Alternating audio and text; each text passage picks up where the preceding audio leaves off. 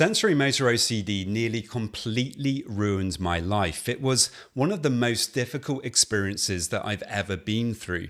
To be completely aware of bodily sensations that previously did not bother you at all, but now you've kind of coupled anxiety and fear with them. They're the only thing that you think about, from the moment that you wake up until the moment that you go to sleep.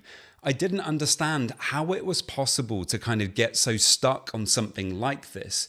That you can actually become, very uncomfortable, very fearful of your own body. And, for me, this was such a hard thing to go through. For me, it started at the age of 18. I was completely unaware. So I was struggling with OCD at that time, various different themes, but I was not ready for what sensorimotor OCD kind of brought to me. It made me feel completely alone, confused.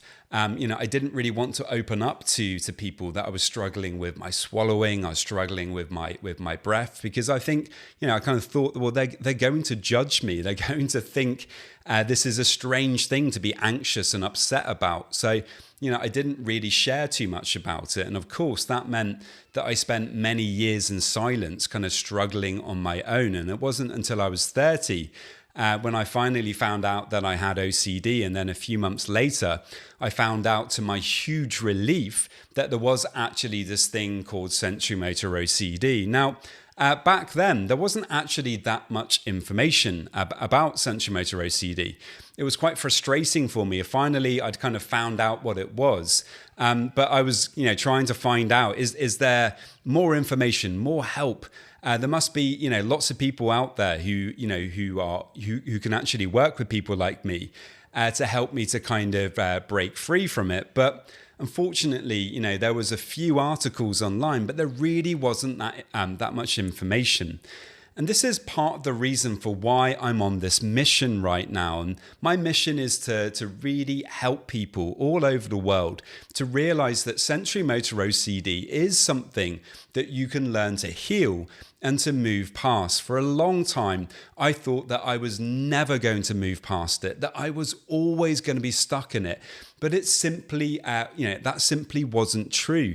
Today, it doesn't really bother me very much at all. Of course, occasionally my attention might go to it, but I found that, by not allowing myself to ruminate on these things, to refocus my attention onto the present, to allow the awareness to be there, but to realize that actually there's more important things to focus my attention on.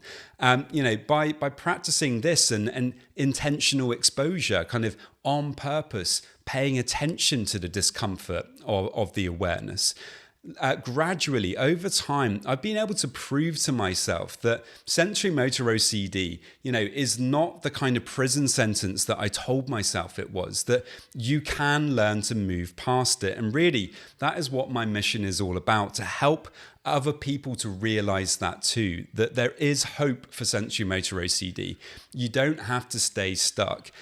So, if you're struggling with this, or somebody is struggling with this, please do subscribe. Please do follow along. Every week, I'm doing podcasts and videos about this. And remember, I do also now have a 12-week program for sensorimotor OCD. So if you're struggling and you would like some information about that, you can get a free discovery call with me by heading over to my website at robertjamescoaching.com. There's a link in the show notes. Many thanks, and I will see you next time. This video is for education only. It's not therapy or medical advice. If you're struggling, please speak with a licensed mental health professional.